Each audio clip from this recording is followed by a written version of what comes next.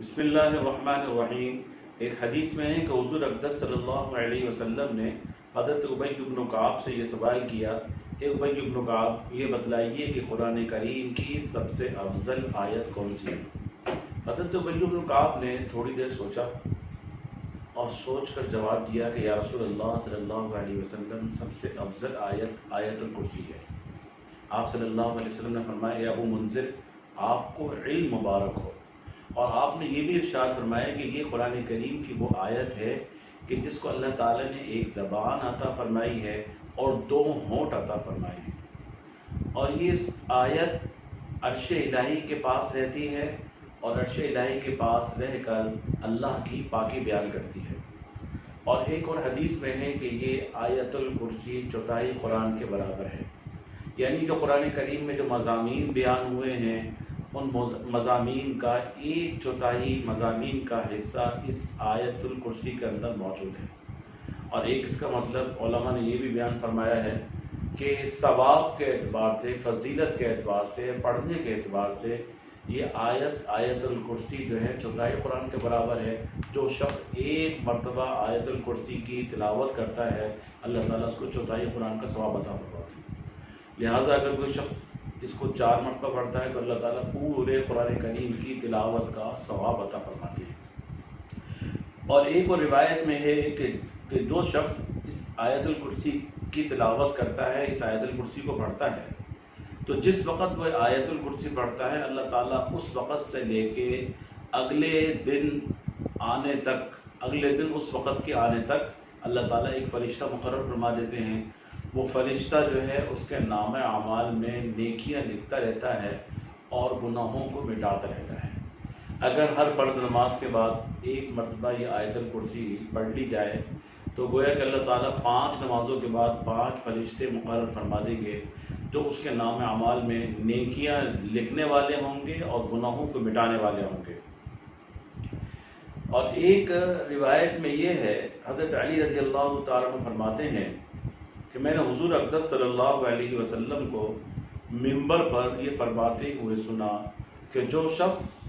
ہر فرض نماز کے بعد ایک مرتبہ آیت الکرسی پڑھے گا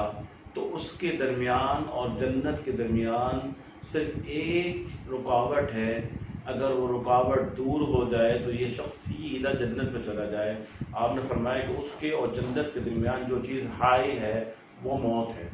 یعنی اگر کوئی اور اس کی شامت اعمال یا بدعمالیاں یا ایسے گناہ کبیرہ کا ارتکاب اگر اس نے نہ کیا ہوا تو جنت میں جانے سے رکاوٹ کا باعث بنتا ہے، اور یہ شخص سورہ آیت الکرسی کی تلاوت کیا کرتا تھا تو یہ شخص سیدھا جنت میں جائے گا۔ اور حضرت علی رضی اللہ تعالیٰ عنہ سے مروی ہے، آپ نے فرمایا کہ یہ آیت الکرسی جو شخص تلاوت کرتا ہے، جو پڑھتا ہے، تو اس کے پڑھنے کی برکت سے اگر رات کے وقت پڑھے گا تو شیطان 40 دن تک اس گھر میں داخل نہیں ہوتا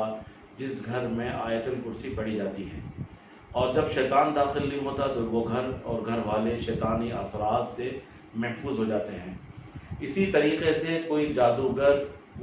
یا کوئی جادوگرنی اس گھر میں داخل نہیں ہو سکتی، اور 40 دن تک ان لوگوں پر اور ان گھر والوں پر جادو کا اثر نہیں ہوتا۔ اللہ تعالیٰ اس آیت الکرسی کی برکت سے ان کو ہر قسم کے شرور سے ان کی حفاظت فرماتے ہیں، جادوگروں کی جادوگری سے اللہ تعالیٰ حفاظت فرماتے ہیں۔ اور ایک روایت میں ہے کہ جو شخص یہ آیت الکرسی پڑھتا ہے تو اس آیت الکرسی کی برکت سے اللہ تعالیٰ اس کی بھی حفاظت فرماتے ہیں، وہ خود بھی محفوظ ہو جاتا ہے اور اس کے ساتھ اس کے گھر والے بھی محفوظ ہو جاتے ہیں، اور یہاں تک حدیث میں آتا ہے اس کے دائیں بائیں والے، یعنی دائیں بائیں کے جو پڑوسی ہیں اور ارد گرد کے جو گھر والے ہیں وہ سب کے سب جو ہے اس آیت الکرسی کی برکت سے محفوظ ہو جاتے ہیں۔ لہٰذا یہ بڑی مبارک آیت ہے، قرآن کریم کی سب سے زیادہ فضیلت والی اور سب سے زیادہ افضل آیت الکرسی ہے۔ اس آیت الکرسی کو یاد بھی کرنا چاہیے اور رات کو سوتے وقت بھی اس کو پڑھنا چاہیے، اور حفاظت کا بھی بہت بڑا ذریعہ ہے سواری پر سوار ہونے سے پہلے، اور اسی طریقے سے اپنے کسی بھی سفر پر روانہ ہونے سے پہلے گھر